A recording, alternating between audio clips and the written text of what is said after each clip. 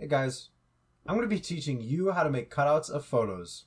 Before we start, I'd like to say that you will need patience for this, as it does take some time and a little bit of critiquing, but it's okay. You'll learn fast. Now what I got here is a mock J drive. There should be a folder in there labeled cutouts.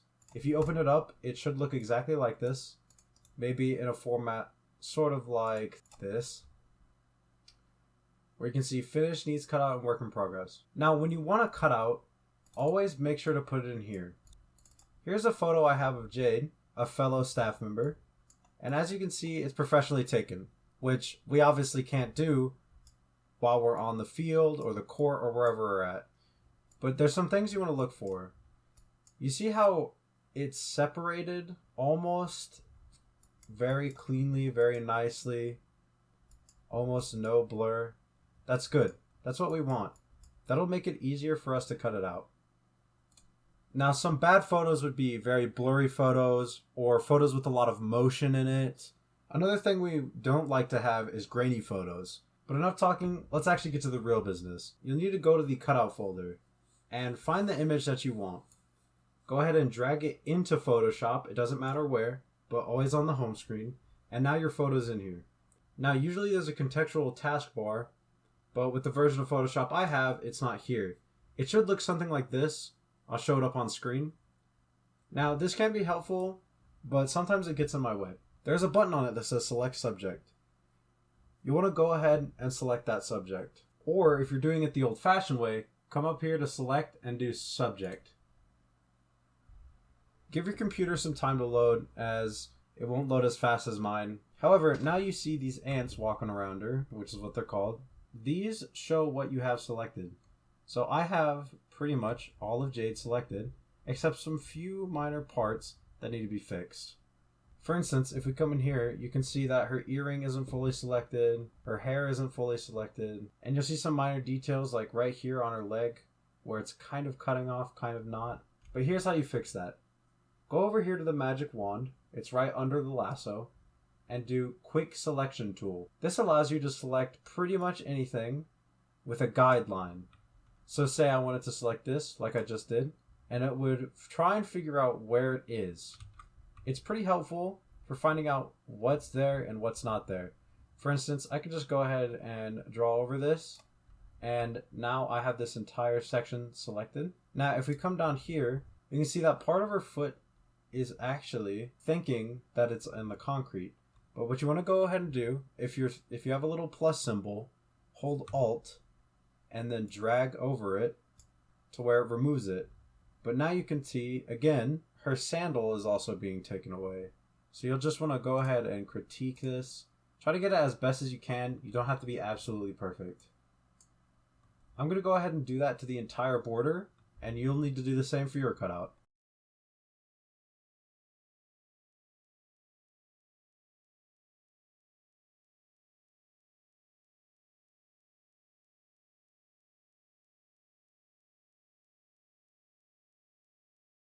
Now, while I'm at these fingers, I will tell you, there's a useful keybind. Right next to the P key, there are two bracket keys. The left bracket will shrink your brush, and the right bracket will increase your brush. This is easy if you're just looking at somewhere and just saying, hey, I need a smaller brush. Go ahead and turn that brush down, and then do whatever you need to do.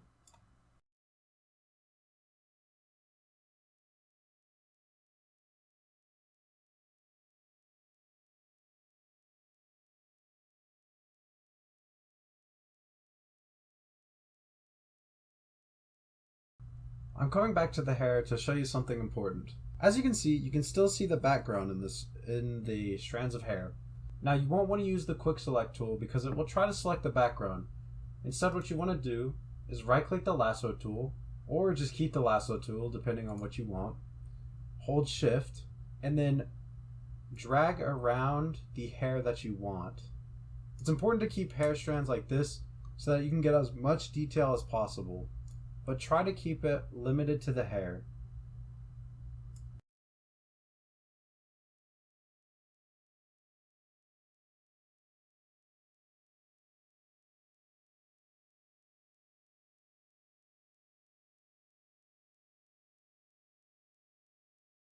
Now that you've got everything you want selected, go ahead and go to the bottom right and find this circle within the square. It should show up and say Add a Mask. It's also in your contextual taskbar. Now that you've got that done, you can see we've got a cutout. But there are some things that are quite odd, obviously, being hair, some transparent bits that don't look quite right, and just some imperfections that you'll need to fix. Before I continue, there's some things that we need to go over.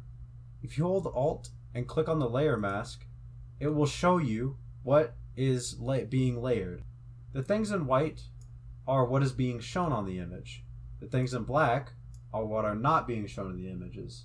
What you want to do is come to your brush tool, make sure to configure your settings like mine.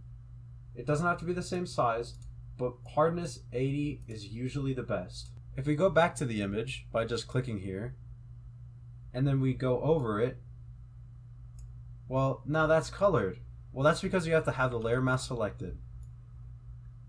Now there you go. It erased. Why? Because I have black selected, and if I color over black in the layer mask, it wants to remove it. But if I color over white, it wants to keep it. You can also use the bracket keys to change the size, and you want to always keep in mind to have your layer mask selected. If you ever have this one selected, it will never work.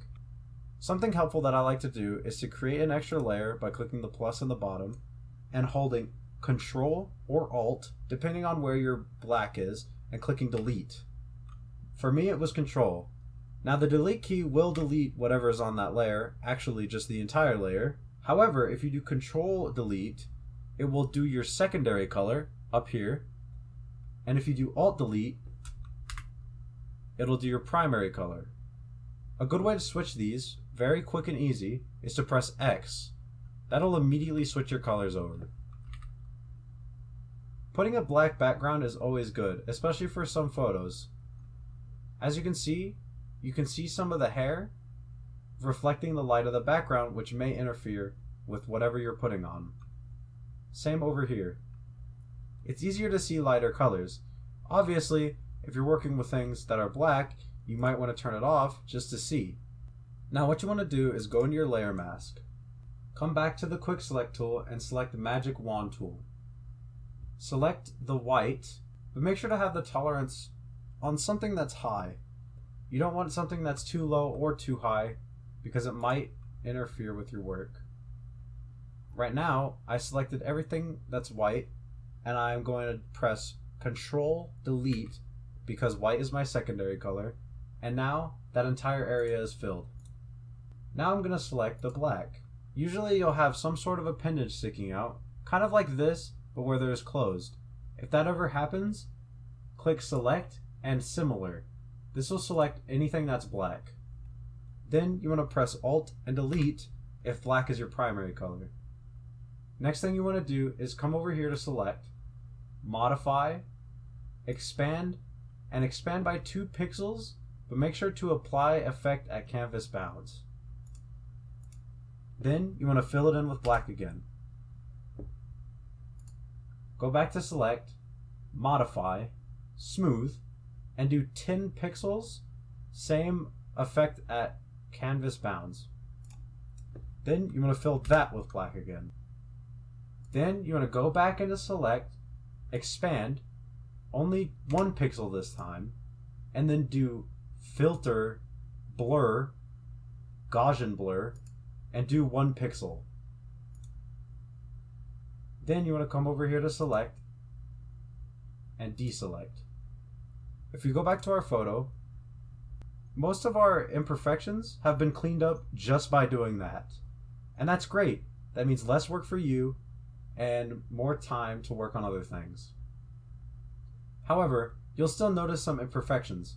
Like here. She used to have a nail, but we got rid of it. So we'll just have to come in here and draw it back again with white, and then fix it, if we mess up, in black. That really looks so much better. Some artifacts like here will need to be fixed with white. Now, usually you don't want to go over things with white because it will affect the colors of your image. For instance, if they're on a field, you might see some green under them, and it just won't be good. But on most body parts, you want to use white. Now you'll just want to go across the entire photo just to make sure that you have everything right.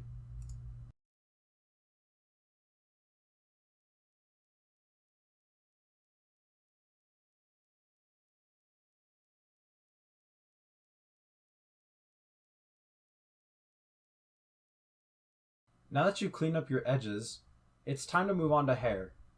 Hair can be pretty difficult, especially with how the way Photoshop works. But if you have strands like this, or specifically smaller strands like this, it'll be a lot easier for Photoshop to recognize what you want to do.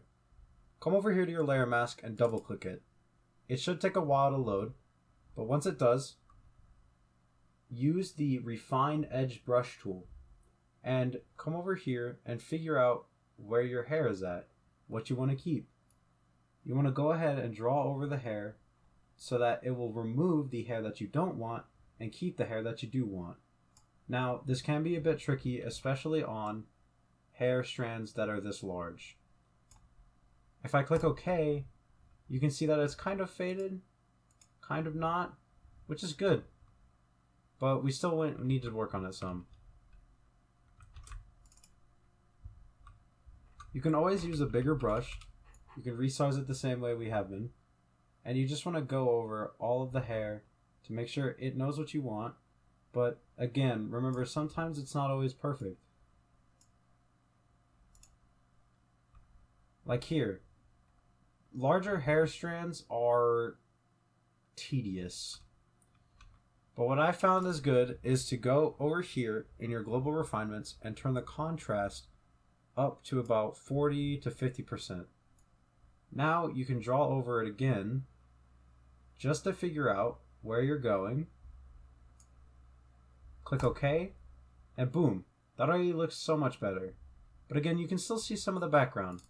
So we're going to go ahead and try to fix this some more. If it ever gets in your way, always remember to turn the contrast up or down, depending on what you need. I think I'm starting to like this. So I'm going to go ahead, get my brush tool, and brush around the things that didn't really quite fit it. Now, some places like here, you might as well just remove the whole hair. It's not worth keeping if it doesn't look good. Specifically up here, you can see a lot of that background still.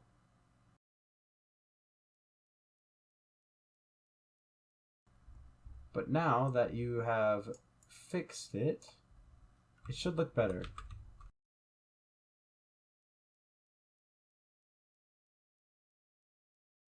Now, doesn't that look better? Of course, there are some imperfections with lighter colors, which is why it's important to switch between black and white. But if we switch back, we can see that it does look good in both ways.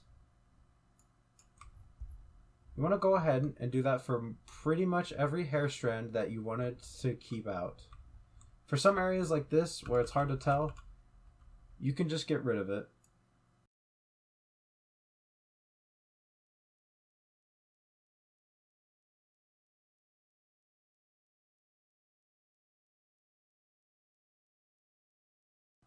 For larger areas of hair, you will always want to just remove them yourself if they get in the way of the background.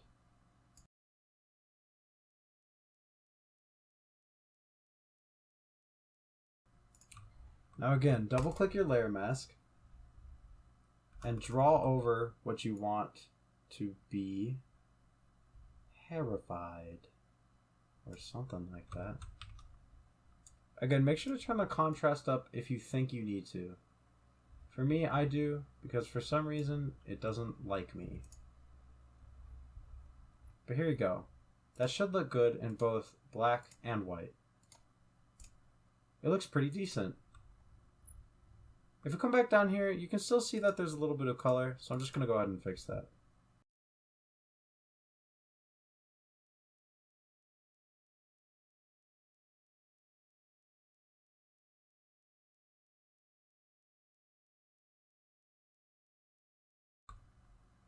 Now on this side, I didn't really like those hair strands. So I'm going to go ahead and just remove it and then refine this edge.